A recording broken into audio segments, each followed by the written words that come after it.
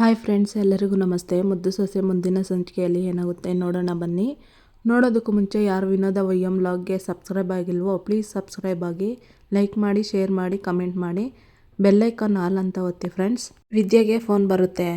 ಏನು ನೆಮ್ಮದಿಯಾಗಿದ್ದೀಯಾ ಅಂತ ಕೇಳೋದಕ್ಕೆ ಫೋನ್ ಮಾಡಿದ್ಯಾ ಅಂತಾಳೆ ವಿದ್ಯಾ. ಅಲ್ಲ ಕಣೆ, ಆಗ್ತಾ ಇರೋ ಅಪಾಯದಿಂದ ಪಾರಾಗಿದ್ಯಾ ಅಂದಮೇಲೆ ಯಾಕೆ ಇಟ್ಟೊಂದು ಕೋಪ ಅಂತಾಳೆ ರತ್ನ. ಅಂದರೆ ಇದೆಲ್ಲ ನಿನಗೆ ಗೊತ್ತಾಯ್ತು ಅಂತಾಳೆ ವಿದ್ಯಾ. ಹೆಂಗೆ ಅಂದರೆ, ಇವತ್ತು ನಾನು ಹಾಸ್ಪಿಟ್ಲಿಗೆ ಬಂದಿದ್ದೆ ಕಣೆ ಅಂತ ರತ್ನ ಹೇಳ್ತಾಳೆ. ಏನವ್ವ ಹೇಳ್ತಾ ಇದೀಯಾ ಅಂತಾಳೆ ವಿದ್ಯಾ. ಹ್ಞೂ ಕಣೆ, ಅಳಿಯಂದ್ರು ನಿನ್ನ ಹಾಸ್ಪಿಟ್ಲಿಗೆ ಕರ್ಕೊಂಡು ಹೋಗ್ತಾರೆ ಅಂತ ವಿಷಯ ಕೇಳ್ಬಿಟ್ಟು ನಾವು ಹೆಂಗೆ ತಾನೇ ಮನೆಗಿರೋಕ್ಕಾಗ್ತದೆ ಹೇಳು. ಅದಕ್ಕೆ ನಿಮ್ಮ ಅಪ್ಪನೆಯ ನನ್ನ ಕಳಿಸ್ಕೊಟ್ರು ಅಲ್ಲಿ ಅಂತ ರತ್ನ ಈಶ್ವರಿನ ದಬ್ಸಿದ್ದು ಮತ್ತು ಸಿಸ್ಟರ್ ಜೊತೆ ಮಾತಾಡಿದ್ದೆಲ್ಲ ಹೇಳ್ತಿರ್ತಾಳೆ. ಇದನ್ನೆಲ್ಲ ಕೇಳಿ ವಿದ್ಯಾ, ಯಾಕವ್ವ ಹಿಂಗ ತಪ್ಪು ಮೇಲೆ ತಪ್ಪು ಮಾಡ್ತಾ ಇದ್ದೀರಾ? ನೋಡ್ದೇನವ್ವ, ಒಂದೇ ಒಂದು ಸುಳ್ಳು ಮುಚ್ಚಿಡೋಕೆ ಎಷ್ಟೊಂದು ಸುಳ್ಳು ಹೇಳ್ಬೇಕಾಗ್ತದಂತವ. ಈಗ ಅದನ್ನೂ ಸಾಕಾಗ್ಲಿಲ್ಲ ಅಂತವ ಇಂಥ ಕೆಲಸ ಮಡಗಿದೀಯಾ? ಇದೆಲ್ಲ ಬೇಕಾಗಿತ್ತೇನವ್ವ ಅಂತಾಳೆ ವಿದ್ಯಾ. ಬೀಸೋ ದೊಣ್ಣೆ ತಪ್ಪಿಸ್ಕೊಂಡ್ರೆ 100 ವರ್ಷ ಆಯ್ಸೋ ಅನ್ನಂಗೆ ಇವತ್ತು ಸತ್ಯ ಗೊತ್ತಾಗ್ದಿದ್ದಂಗೆ ಕಾಪಾಡ್ಕೊಳಕ್ಕೆ ಇದನ್ನ ಬಿಟ್ಟು ನನಗೆ ಬೇರೆ ದಾರಿ ತೋಚಲಿಲ್ಲ ಕಣವ್ವ ಅಂತ ರತ್ನ ಹೇಳ್ತಾಳೆ. ಅಪಾಯನ ತಪ್ಪಿಸ್ತೀನಿ ಅಂತ ಭ್ರಮೆನಲ್ಲಿ ಇನ್ನೂ ಹೆಚ್ಚು ಮಾಡ್ತಾ ಇದೆಯಾ ಕಣವ್ವ. ತಪ್ಪು ಮಾಡಿಬಿಟ್ಟೆ ಅವ್ವ, ನೀನು ತಪ್ಪು ಮಾಡಿಬಿಟ್ಟೆ. ಇವತ್ತು ಗೊತ್ತಾಗ್ಲಿ ಅಂತ ಬಿಟ್ಬಿಡ್ಬೇಕಾಯಿತು. ಕ್ಷಮೆನೋ ಶಿಕ್ಷೆನೋ ಯಾವುದೋ ಒಂದು ಇವತ್ತಿಗೆ ಮುಗ್ದೋಗಿರೋದು ಅವ್ವ. ಆದರೆ ಅದನ್ನು ತಪ್ಪಿಸಿ ದಿನಾಲೂ ಭಯದಲ್ಲಿ ಬದುಕಂಗೆ ಮಾಡಿಬಿಟ್ಟೆ ಕಣವ್ವ ನೀನು ಅಂತ ಹತ್ಕೊಂಡು ಹೇಳ್ತಿರ್ತಾಳೆ ವಿದ್ಯಾ. ಹಂಗೆ ಹೇಳ್ಬೇಡ ಕಣವ್ವ, ಎಲ್ಲ ಸರಿ ಇರಬೇಕಾದ್ರೆ ಇದರಿಂದ ನಿನ್ನ ಬಾಳು ಹಾಳಾಗೋದು ಬೇಡ ಕಣವ್ವ ಅಂತ ರತ್ನ ಹೇಳ್ತಾಳೆ. ಅಯ್ಯೋ, ಯಾವತ್ತು ಗೊತ್ತಾದ್ರೂ ಅದೇ ಅಲ್ವಾ ಆಗೋದು ಅಂತಾಳೆ ವಿದ್ಯಾ. ಇಲ್ಲ ಕಣೆ ವಿದ್ಯಾ, ಅದು ಗೊತ್ತಾಗ್ದಿದ್ದಂಗೆ ಏನಾದರೂ ಒಂದು ಮಾಡೋಣ. ಅಲ್ಲಿ ಗಂಟ ಹೊಸಿ ಸಂಭಾಳಿಸ್ಕೊಂಡು ಹೋಗ್ತಾ ಇರೋ ಅಂತ ರತ್ನ ಹೇಳ್ತಾಳೆ. ಸಂಭಾಳಿಸ್ಕೊಂಡು ಹೋಗೋದಕ್ಕೆ ನನ್ನ ಮಡ್ಲಲ್ಲಿರೋದು ಸುಳ್ಳಿನ ಬೆಂಕಿ ಕಣವ್ವ. ಅದು ನನ್ನ ದಿನ ದಿನ ಸುಡ್ತಾನೆ ಇದೆ. ಒಂದು ಕಡೆ ಮಗು ಬಗ್ಗೆ ಅಟ್ಟಿವರೆಲ್ಲ ಕನ್ಸು ಕಟ್ಕೊಂಡಿರೋದು ನೋಡ್ತಾ ಇದ್ರೆ ಎಲ್ರಿಗೂ ಎಂಥ ಮೋಸ ಮಾಡ್ತಾ ಇದ್ದೀನಿ ಅಂತ ನರಕ ಯಾತನೆ ಆಗ್ತೈತವ್ವ ಅಂತ ಹೇಳ್ಕೊಂಡು ಅಳ್ತಿರ್ತಾಳೆ ವಿದ್ಯಾ. ಅಲ್ಲಿಗೆ ಮೋಹನ ಬರ್ತಾಳೆ. ವಿದ್ಯಾ ವಿದ್ಯಾ ಅಂದ್ಕೊಂಡು. ಇತ್ತ ಸಾವಿತ್ರಿ ವಿನಂತಿನ ಕರ್ಕೊಂಡು ಪೊಲೀಸ್ ಸ್ಟೇಷನ್ಗೆ ಬರ್ತಾಳೆ. ಅವ್ವ, ಯಾವುದಕ್ಕೂ ಯೋಚನೆ ಮಾಡು, ಇನ್ನೊಂದ್ಕಿತ ಒಳ್ಳೇದು ಕಣವ್ವ ಅಂತಾಳೆ ವಿನಂತಿ. ನೋಡೇ, ಒಳ್ಳೇದ್ರು ಕೆಟ್ಟಿದ್ದ ಬಗ್ಗೆ ನೀನು ನನಗೆ ಹೇಳ್ಕೊಳ್ಬೇಡ. ನಾನು ಹೇಳ್ಕೊಟ್ಟಿದ್ದನ್ನು ನೆಟ್ಗೆ ಅಲ್ಲಿ ಹೇಳು ಸಾಕು. ಇದು ನಾನು ನೋಡ್ಕೊತೀನಿ ಅಂತ ಹೇಳಿ ಸಾವಿತ್ರಿ ಕಂಪ್ಲೇಂಟ್ ಕೊಡೋದಕ್ಕಂತ ಹೋಗ್ತಾಳೆ. ಇನ್ಸ್ಪೆಕ್ಟ್ರನ್ನ ನೋಡಬೇಕಿತ್ತು ಅಂತಾಳೆ ಸಾವಿತ್ರಿ. ನೀವ್ಯಾರೋ, ಸಾಹೇಬ್ರನ್ನ ಯಾಕೆ ನೋಡಬೇಕಾಗಿತ್ತು ಅಂತ ಕಾನ್ಸ್ಟೇಬಲ್ ಕೇಳ್ತಾರೆ. ನಾನು ಶಿವರಾಮೇಗೌಡ್ರು ತಂಗಿ, ಕಾರಣ ಇಲ್ದಿರಾ ಇನ್ಸ್ಪೆಕ್ಟ್ರ್ ಬರಲ್ವಾ ಅಂತಾಳೆ ಸಾವಿತ್ರಿ. ಸಾಹೇಬ್ರು ರೌಂಡ್ಸ್ ಹೋಗಿದ್ದಾರೆ, ಇನ್ನೇನು ಬಂದ್ಬಿಡ್ತಾರೆ ಮೇಡಮ್ ಅಂತ ಹೇಳಿ ಕಾನ್ಸ್ಟೇಬಲ್ ಹೇಳ್ತಾರೆ. ಅಲ್ಲಿಗೆ ಇನ್ಸ್ಪೆಕ್ಟ್ರ್ ಬರ್ತಾರೆ. ಶಿವರಾಮೇಗೌಡ್ರ ತಂಗಿ ನಿಮ್ಮನ್ನು ನೋಡ್ಬೇಕಂತವ್ರೆ ಸರ್ ಅಂತ ಕಾನ್ಸ್ಟೇಬಲ್ ಹೇಳ್ತಾರೆ ಇನ್ಸ್ಪೆಕ್ಟ್ರಿಗೆ. ನೀವು ಇಲ್ಲಿ ಗಂಟ ಯಾಕೆ ಬರೋಕ್ಕೋದ್ರಿ? ಹೇಳಿ ಕಳಿಸಿದ್ರೆ ನಾನೇ ಬರ್ತಾ ಇದ್ನಲ್ಲ ಅಂತಾರೆ ಪೊಲೀಸು. ಪರವಾಗಿಲ್ಲ ಬಿಡಿ ಸರ್, ಈಗ ಕೆಲಸ ಆಗಬೇಕಾಗಿರೋದು ನಮಗಲ್ವೇ, ಅದಕ್ಕೆ ನಾವೇ ಬಂದಿದ್ದೀವಿ ಅಂತಾಳೆ ಸಾವಿತ್ರಿ. ಮೇಡಮ್, ಕಾಫಿ ಟೀ ಏನಾದರೂ ತಗೊತೀರಾ ಅಂತಾರೆ ಇನ್ಸ್ಪೆಕ್ಟ್ರು. ಅಯ್ಯಯ್ಯೋ, ಅದೆಲ್ಲ ಏನು ಬೇಡ, ಕಂಪ್ಲೇಂಟ್ ತಗೊಂಡು ನ್ಯಾಯ ಕೊಡಿಸಿದ್ರೆ ಅಷ್ಟೇ ಸಾಕು ಅಂತಾಳೆ ಸಾವಿತ್ರಿ. ಮಿನಿಸ್ಟ್ರು ಸಾಹೇಬ್ರು ಒಂದು ಫೋನ್ ಮಾಡಿದರೆ ಸಾಕಾಗಿತ್ತು ಅಂತಾರೆ ಇನ್ಸ್ಪೆಕ್ಟ್ರು. ಅವ್ರು ಯಾಕೆ ಫೋನ್ ಮಾಡ್ತಾರೆ? ಯಾಕಂದರೆ ನಾವು ಕಂಪ್ಲೇಂಟ್ ಕೊಡೋಕೆ ಬಂದಿರೋದು ಅವ್ರ ಮಗನ ವಿರುದ್ಧ ಅಂತಾಳೆ ಸಾವಿತ್ರಿ. ಇತ್ತ ಮೋಹನ, ಯಾರ ಕೊಟ್ಟೆ ಮಾತಾಡ್ತಾ ಇದೆಯಮ್ಮ ಅಂತ ಕೇಳ್ತಾಳೆ. ಅಮ್ಮನ ಹತ್ರ ಅಂತಾಳೆ ವಿದ್ಯಾ. ಹೊಡಿಲಿ ಅಂತ ಹೇಳಿ ಫೋನ್ ಇಸ್ಕೊಂಡು ಹಲೋ ರತ್ನ ಅಂತಾಳೆ ಮೋಹನ. ಅಮ್ಮವರೇ, ನನ್ನ ದಯವಿಟ್ಟು ಕ್ಷಮಿಸ್ಬಿಡಿ. ನಾನು ಮಾಡಿರೋ ಒಂದು ತಪ್ಪಿಂದ ಇವತ್ತು ನೀವು ಇಕ್ಕಟ್ಟಿನ ಪರಿಸ್ಥಿತಿಯಲ್ಲಿ ಸಿಕ್ಕಾಕೊಳ್ಳೋಂಗಾಗೋಯ್ತು ಅಂತಾಳೆ ರತ್ನ. ಎಷ್ಟು ಸುಲಭವಾಗಿ ಕ್ಷಮಿಸ್ಬಿಡು ಅಂತ ಹೇಳ್ತಾ ಇದೆಯಾ ರತ್ನ? ನಿನಗೆ ಗೊತ್ತೇ, ನನ್ನ ಗಂಡನಿಗಾಗಲಿ ಅಟ್ಟಿವರ್ಗಾಗಲಿ ಇಲ್ಲಿ ಗಂಟ ಒಂದೇ ಒಂದು ಸುಳ್ಳು ಹೇಳ್ದೆ ಇರೋಳು ನಿನ್ನಿಂದಾಗಿ ಇವಾಗ ಹೆಜ್ಜೆ ಹೆಜ್ಜೆಗೂ ಸುಳ್ಳು ಹೇಳೋಂಗಾಗೈತೆ. ಸತ್ಯ ಗೊತ್ತಾದಾಗ ಈ ಅಟ್ಟಿಯಲ್ಲಿ ಇನ್ನೂ ಏನೇನು ಅನಾಹುತ ಆಗ್ತೈತೋ ಅಂತ ಪ್ರತಿ ಕ್ಷಣ ಭಯದಲ್ಲೇ ಬದುಕ್ತಾ ಇದ್ದೀನಿ ಅಂತ ಮೋಹನ ಹೇಳ್ತಾಳೆ. ಈಗ ನಿಮ್ಮ ತವ ಕ್ಷಮೆ ಕೇಳೋದು ಬಿಟ್ಟು ನನಗೆ ಬೇರೆ ಏನೂ ತೋಚ್ತಾ ಇಲ್ಲ ಅಮ್ಮೋರೆ ಅಂತ ರತ್ನ ಹೇಳ್ತಾಳೆ. ಸರಿ ರತ್ನ, ಅದ್ರ ಬಗ್ಗೆ ಏಟ್ ಮಾತಾಡಿದ್ರು ಅಟೇಯ, ಈಗ ಫೋನ್ ಮಡಗು ಅಂತ ಹೇಳಿ ಫೋನ್ ಕಟ್ ಮಾಡಿ, ನೋಡು, ಗೊತ್ತೋ ಗೊತ್ತಿಲ್ಲದೇನೋ ನಿಮ್ಮವ್ವ ಹೇಳಿ ಸುಳ್ಳಿಗೆ ನಾನು ಸಿಕ್ಕಾಕೊಬಿಟ್ಟಿದ್ದೀನಿ. ಈಜಕ್ಕೂ ಆಗದೆ ಮುಳುಗಕ್ಕೂ ಆಗದೆ ಒದ್ದಾಡ್ತಾ ಇವ್ನಿ. ಇವತ್ತು ಒಂದು ದೊಡ್ಡ ಸಮಸ್ಯೆ ಬಗೆಹರಿತು ಅಂತ ನೆಮ್ಮದಿಯಾಗಿರೋದೋ ಇಲ್ಲ ಇನ್ಯಾವ ಸಮಸ್ಯೆ ಬಂದದೋ ಅಂತ ಭಯ ಪಡಬೇಕೋ ಒಂದು ಗೊತ್ತಾಯ್ತಾ ಇಲ್ಲ ಅಂತ ಹೇಳಿ ಫೋನ್ ಮಡಗಿ ಮೋಹನ ಅಲ್ಲಿಂದ ಹೊರಟೋಗ್ತಾಳೆ. ಇತ್ತ ಪೊಲೀಸ್ ಇನ್ಸ್ಪೆಕ್ಟ್ರು, ಏನು ಹೇಳ್ತಾ ಇದ್ದೀರಾ ಮೇಡಮ್? ನೀವು ಭದ್ರೇಗೌಡ್ರ ಮೇಲೆ ಕಂಪ್ಲೇಂಟ್ ಕೊಡೋದಕ್ಕೆ ಬಂದಿದ್ದೀರಾ ಅಂತ ಇನ್ಸ್ಪೆಕ್ಟ್ರ್ ಕೇಳ್ತಾರೆ. ಹ್ಞೂ, ಅದೇ ಭದ್ರನ ಮೇಲೇನೆ ಅಂತಾಳೆ ಸಾವಿತ್ರಿ. ನೋಡಿ ಸರ್, ಅವನಿಂದ ನಮ್ಮ ಮಗಳಿಗೆ ಅನ್ಯಾಯ ಆಗದೆ, ಅದಕ್ಕೆ ನೀವೇ ನ್ಯಾಯ ಕೊಡಿಸ್ಬೇಕು ಅಂತ ಹೇಳ್ತಾಳೆ ಸಾವಿತ್ರಿ. ಹೇಳಿ ಮೇಡಮ್, ಅವರಿಂದ ಏನು ಅನ್ಯಾಯ ಆಗಿದೆ ನಿನ್ನ ಮಗಳಿಗೆ ಅಂತ ಇನ್ಸ್ಪೆಕ್ಟ್ರ್ ಕೇಳ್ತಾರೆ. ಸೋದ್ರ ಮಾವನ ಮಗ ಅನ್ನೋ ಸಲಿಗೆನಲ್ಲಿ ಅವನು ಹುಟ್ಟಿದ ಹಬ್ಬಕ್ಕೆ ವಿಶ್ ಮಾಡೋಕೆ ಹೋಗಿದ್ದು ನನ್ನ ಮಗಳನ್ನ ಹಾಳು ಮಾಡಿಬಿಟ್ಟವನೆ. ಅದಕ್ಕೆ ಅವನ ಮೇಲೆ ರೇಪ್ ಕೇಸ್ ಹಾಕಬೇಕು ಅಂತ ಬಂದಿದ್ದೀನಿ ಅಂತ ಸಾವಿತ್ರಿ ಹೇಳ್ತಾಳೆ. ನೀವೇನು ಹೇಳ್ತಾ ಇದ್ದೀರಾ ಮೇಡಮ್ ಅಂತ ಪೊಲೀಸ್ ಕೇಳ್ತಾರೆ. ಸಾವಿತ್ರಿ ವಿನಂತಿನ ಹೇಗೆ ಮಾಡ್ತಾಳೆ ಹೇಳು ಅಂತ. ಹ್ಞೂ ಸರ್, ನಮ್ಮವ್ವ ಹೇಳ್ತಿರೋದು ನಿಜ, ಭದ್ರಮಾಮ ನನ್ನನ್ನು ಅಂತ ಅಳ್ತಿರ್ತಾಳೆ ವಿನಂತಿ. ಸಮಾಧಾನ ಮಾಡ್ಕೊಳ್ಳೋವ ವಿನಂತಿ, ಸಾಹೇಬ್ರು ಅವರಲ್ಲ, ಅವರೇ ಮುಂದಿಂದೆಲ್ಲ ನೋಡ್ಕೊತಾರೆ ಅಂತ ಸಾವಿತ್ರಿ ಹೇಳ್ತಿರ್ತಾಳೆ. ನೋಡಿ ಮೇಡಮ್, ಈಗ ಹೇಳ್ತೀನಿ ಅಂತ ತಪ್ಪು ತಿಳ್ಕೊಬೇಡಿ. ನೀವು ಕಂಪ್ಲೇಂಟ್ ಕೊಡೋದಕ್ಕಂತ ಬಂದಿರೋದು ಸ್ವಂತ ನಿಮ್ಮ ಅಣ್ಣನ ಮಗನ ಮೇಲೆ ಅಂತ ಇನ್ಸ್ಪೆಕ್ಟ್ರ್ ಹೇಳ್ತಾರೆ. ನೋಡಿ, ಮಿನಿಸ್ಟ್ರು ಅನ್ನೋ ಕಾರಣಕ್ಕೆ ಹೆದರಿಕೆ ಆದರೆ ನಿಮಗೆ ಹೇಳ್ಬಿಡಿ, ಮುಂದಕ್ಕೆ ಏನು ಮಾಡಬೇಕು ಅಂತ ನನಗೆ ಸಂದ ಗೊತ್ತು, ನಾನು ಅದನ್ನೇ ಮಾಡ್ತೀನಿ ಅಂತಾಳೆ ಸಾವಿತ್ರಿ. ಮೇಡಮ್, ಯಾಕೆ ಇಷ್ಟು ಕೋಪ ಮಾಡ್ಕೊತಾ ಇದ್ದೀರಾ? ನಾನಿವಾಗೇನು ಆಗಲ್ಲ ಅಂತ ಹೇಳಿಲ್ಲ ಅಂತಾರೆ ಇನ್ಸ್ಪೆಕ್ಟ್ರು. ನಿಮ್ಮನ್ನು ನಂಬಿ ಬಂದಿದ್ದೀವಿ, ನಮ್ಮ ಕಣ್ಣೀರು ಒರೆಸಿ ನ್ಯಾಯ ಕೊಡಿಸಿ ಅಟ್ಟಯ್ಯ ಅಂತ ಸಾವಿತ್ರಿ ಹೇಳ್ತಿರ್ತಾಳೆ. ಸರಿ ಮೇಡಮ್, ತಗೊಳ್ಳೋಣ ಬಿಡಿ. ರಾಜೇಶ್ವರಿ ಅವರೇ, ಇವ್ರ ಹತ್ರ ಡೀಟೇಲಾಗಿ ಕಂಪ್ಲೇಂಟ್ ಬರ್ಸ್ಕೊಳ್ಳಿ.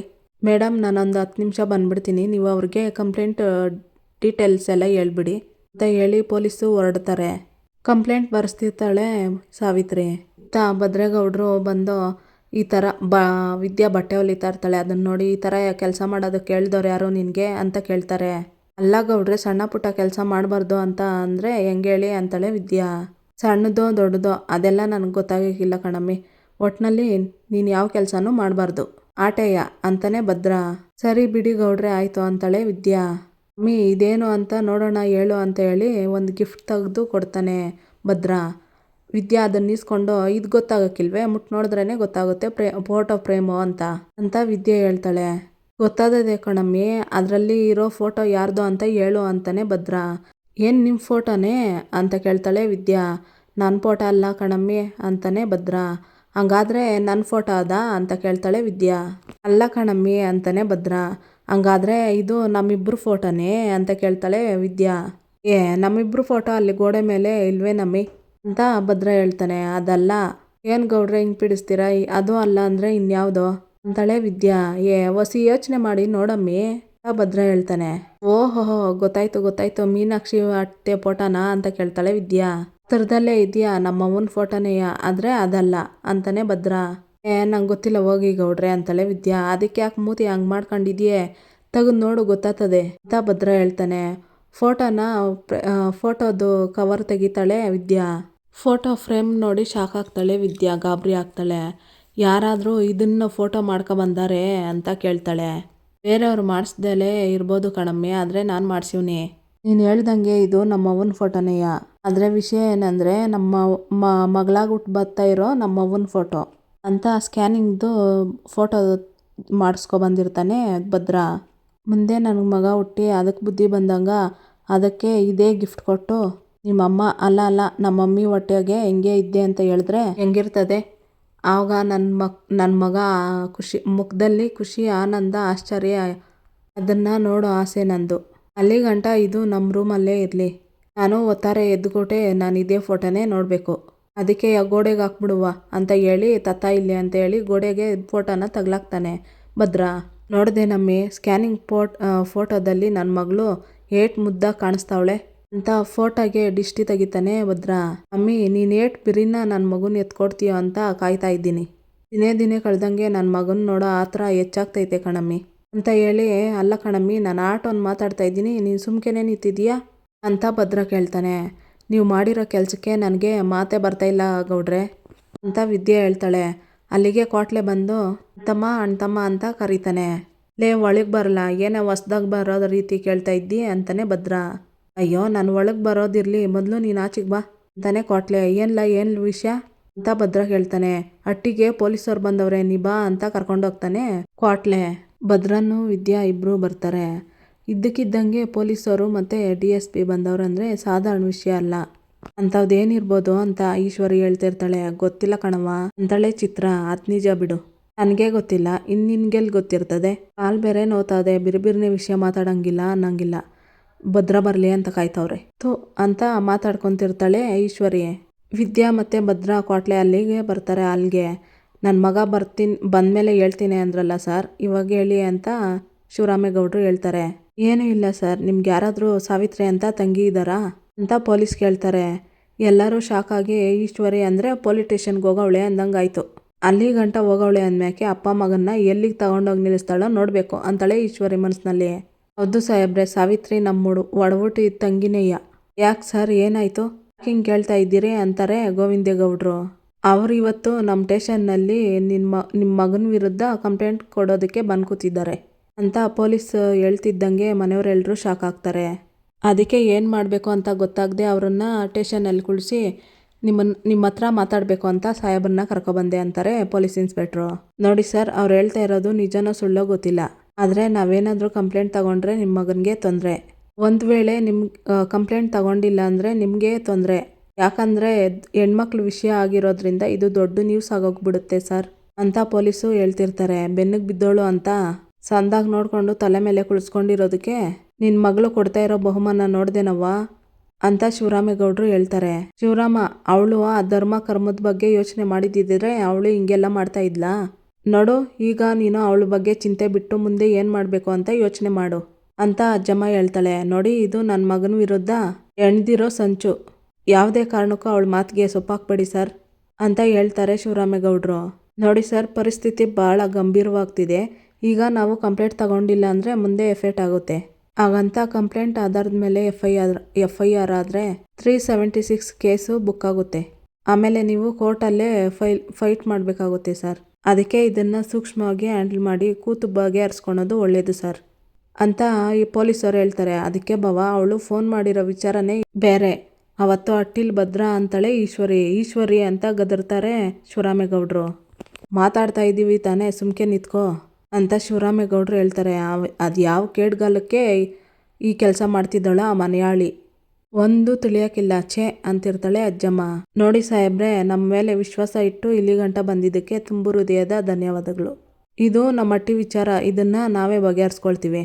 ಆಮೇಲೆ ಸ್ಟೇಷನ್ಗೆ ನನ್ನ ತಮ್ಮ ಮತ್ತು ನಮ್ಮ ಚಿಕ್ಕಪ್ಪನ್ನ ಕಳಿಸ್ಕೊಡ್ತೀವಿ. ನೀವಿನ್ನು ವಂಡಿ ಅಂತಾರೆ ಶಿವರಾಮೇಗೌಡರು. ಸರಿ ಸರ್, ಆದಷ್ಟು ಬೇಗ ಇದನ್ನು ಇತ್ಯರ್ಥ ಮಾಡ್ಕೊಳ್ಳಿ. ಇದು ಬಹಳ ಸೆನ್ಸಿಟಿವ್ ವಿಷಯ ಸರ್. ಎಷ್ಟು ಸೆನ್ಸಿಟಿವ್ ಅನ್ನೋದು ನಿಮಗೆ ಗೊತ್ತಿದೆ ಅಂತ ಅನ್ಕೊತೀನಿ ಸರ್ ಅಂತ ಪೊಲೀಸ್ ಹೇಳ್ತಾರೆ. ಸಾಹೇಬ್ರೆ, ನಾನು ಈಗಲೇ ಹೋಗಿ ನಮ್ಮ ಚಿಕ್ಕಪ್ಪನ್ನು ಕರ್ಕೊಬಂದು ಮಾತಾಡ್ತೀನಿ. ಆದರೆ ಈ ವಿಚಾರ ಯಾವುದೇ ಕಾರಣಕ್ಕೂ ಆಚೆ ಕಡೆ ಹೋಗ್ದಿದ್ದಂಗೆ ನೋಡ್ಕೊಳ್ಳಿ ಅಂತ ಗೋವಿಂದೇಗೌಡರು ಹೇಳ್ತಿರ್ತಾರೆ. ಸರಿ ಸರ್, ನಾವಿನ್ನು ಬರ್ತೀವಿ ಅಂತ ಹೇಳಿ ಪೊಲೀಸರು ಅಲ್ಲಿಂದ ಹೊರಡ್ತಾರೆ. ಏನ್ರಿ ಇದು, ಸಾವಿತ್ರಿ ಇಂಥ ಕೆಲಸ ಮಾಡವಳೆ, ನನ್ಗ್ಯಾಕೋ ಶಾನೆ ಹೆದರಿಕೆ ಆಗ್ತೈತೆ ರೀ ಅಂತಾಳೆ ಮೋಹನ. ಯಾರು ಹೆದರ್ಕೊಳ್ಳೋದು ಬೇಕಾಗಿಲ್ಲ, ನನ್ನ ಮಗನ ಜೊತೆಗೆ ನಾನಿದ್ದೀನಿ. ಎಲ್ಲದಕ್ಕಿಂತ ಹೆಚ್ಚಾಗಿ ಅವನು ತಪ್ಪು ಮಾಡಿಲ್ಲ ಅಂತ ನಂಬಿಕೆ ನನಗದೆ. ಅದೇನೇ ಬಂದರೂ ನಾನು ನೋಡ್ಕೊತೀನಿ, ನೀವೆಲ್ಲ ಧೈರ್ಯವಾಗಿರಿ ಅಂತ ಶಿವರಾಮೇಗೌಡರು ಹೇಳ್ತಿರ್ತಾರೆ. ಇತ್ತ ವಿದ್ಯಾ ಭದ್ರನ ಕೈ ಹಿಡಿದು ನಾನಿದ್ದೀನಿ ಅಂತ ಸ್ವಲ್ಪ ಧೈರ್ಯ ಕೊಡ್ತಿರ್ತಾಳೆ. ಇತ್ತ ಸಾವಿತ್ರಿ, ನೋಡಿ ಮೇಡಮ್, ಯಾರಾದರೂ ನಮ್ಮ ಜೊತೆ ನಿಂತ್ಕೊಳ್ಳದೆ ಇರಲಿ, ನಾನು ಮಾತ್ರ ಸುಮ್ಕೆ ಇರೋ ಮಗಳೇ ಅಲ್ಲ ಅಂತ ಸಾವಿತ್ರಿ ಹೇಳ್ತಿರ್ತಾಳೆ. ಮೇಡಮ್, ನೀವ್ಯಾಕೆ ಕೋಪ ಮಾಡ್ಕೊತೀರಾ, ಸಾಹೇಬ್ರು ಬರ್ತಾರೆ ಇರಿ ಅಂತಾಳೆ ಪೊಲೀಸು. ಅಲ್ಲ ಸರ್, ನೊಂದಿದ್ದೀವಿ, ನ್ಯಾಯ ಕೊಡಿಸಿ ಅಂತ ನಿಮ್ಮ ತವ ಬಂದರೆ 2 ನಿಮಿಷಕ್ಕೆ ಬರ್ತೀವಿ ಅಂತ ಹೇಳಿ 2 ಗಂಟೆಗೆ ಬರ್ತಾ ಇದ್ದೀರಾ ಅಂತಾಳೆ ಸಾವಿತ್ರಿ. ಮೇಡಮ್, ನಿಮ್ಗೆ ಅನ್ಯಾಯ ಆಗಿದ್ರೆ ನಿಜವಾಗ್ಲೂ ನ್ಯಾಯ ಸಿಗುತ್ತೆ, ಸ್ವಲ್ಪ ತಾಳ್ಮೆಯಿಂದ ಇರಿ ಅಂತಾರೆ ಪೊಲೀಸು. ತಾಳ್ಮೆಯಿಂದ ಇರೋದಕ್ಕೆ ಇನ್ನೂ ಸುಮ್ಕೆ ಕೂತಿದ್ದೀನಿ. ಸರಿ, ಕಂಪ್ಲೇಂಟ್ ಎಲ್ಲ ಬರೆದುಕೊಟ್ಟಿದ್ದೀವಿ, ಮುಂದಕ್ಕೆ ಜಲ್ದಿ ಏನು ಮಾಡಬೇಕೋ ಅದು ಮಾಡಿ ಅಂತಾಳೆ ಸಾವಿತ್ರಿ. ಮೇಡಮ್, ಹಾಗೆ ಏಕಾಏಕಿ ದುಡ್ಕೋದಕ್ಕಾಗಲ್ಲ. ಯಾಕೆ ಅಂದರೆ ನೀವು ಆರೋಪ ಮಾಡ್ತಾ ಇರೋದು ಮಿನಿಸ್ಟ್ರ್ ಮಗನ ಮೇಲೆ. ಅಂದಮೇಲೆ ನಾವೆಲ್ಲ ರೀತಿಯೂ ಯೋಚನೆ ಮಾಡಬೇಕಾಗುತ್ತೆ ಅಂತ ಪೊಲೀಸ್ ಹೇಳ್ತಾರೆ. ಮಿನಿಸ್ಟ್ರ್ ಮಗ ಆಗಿಬಿಟ್ರೆ ಏನು ಮಾಡ್ಬೋದು, ಏನಾದರೂ ಮಾಡ್ಬೋದು, ತಪ್ಪಿಸ್ಕೋಬೋದು ಅಂತ ಅಂದ್ಕೊಬಿಟ್ಟಿದ್ದೀರಾ ಅಂತಾಳೆ ಸಾವಿತ್ರಿ. ನಾನು ಆ ರೀತಿ ಹೇಳಿಲ್ಲ ಮೇಡಮ್, ನಮಗೆ ನಮ್ಮದೇ ಆದಂಥ ರೂಲ್ಸು ರೆಗ್ಯುಲೇಷನ್ ಇರುತ್ತೆ ಅಲ್ವಾ ಅಂತ ಪೊಲೀಸು ಹೇಳ್ತಾರೆ. ಓಹೋಹೋ, ಏನು ಮೀನಾಮೇಷ ಎಣಿಸ್ತಾ ಇದ್ದೀರಾ? ಕಡೆದಾಗ ಕೇಳ್ತಾ ಇದ್ದೀನಿ, ಹೇಳಿ ಸರ್. ನೀವು ಅವನ ಮೇಲೆ ಕ್ರಮ ತಗೊಂಡ್ರೆ ಸರಿ, ಅದು ಬಿಟ್ಟು ಮಿನಿಸ್ಟ್ರ್ ಮಗ ಅಂತ ಸುಮ್ಕೆ ಆಗಿಬಿಟ್ರೆ ನಾನು SP ಆಫೀಸು, ಮಹಿಳಾ ಸಂಘ, ನ್ಯೂಸ್ ಚಾನಲ್ಲು ಅಂತ ಹೋಗ್ಬೇಕಾಗ್ತದೆ. ಆಮೇಲೆ ಗೊತ್ತಲ್ಲ ಏನಾಗ್ತದೆ ಅಂತಾಳೆ ಸಾವಿತ್ರಿ. ಇಲ್ಲಿಗೆ ಈ ಸಂಚಿಕೆ ಮುಕ್ತಾಯ ಆಗುತ್ತೆ. ಯಾರಿನ್ನೂ ವಿನೋದ ವೈಎಂ ವ್ಲಾಗ್ಗೆ ಸಬ್ಸ್ಕ್ರೈಬ್ ಆಗಿಲ್ವೋ ಪ್ಲೀಸ್ ಸಬ್ಸ್ಕ್ರೈಬ್ ಆಗಿ, ಲೈಕ್ ಮಾಡಿ, ಶೇರ್ ಮಾಡಿ, ಕಮೆಂಟ್ ಮಾಡಿ, ಬೆಲ್ಲೈಕಾನ್ ಆಲ್ ಅಂತ ಒತ್ತಿ ಫ್ರೆಂಡ್ಸ್. ಈ ವಿಡಿಯೋ ನೋಡಿದ್ದಕ್ಕಾಗಿ ಎಲ್ಲರಿಗೂ ಧನ್ಯವಾದಗಳು.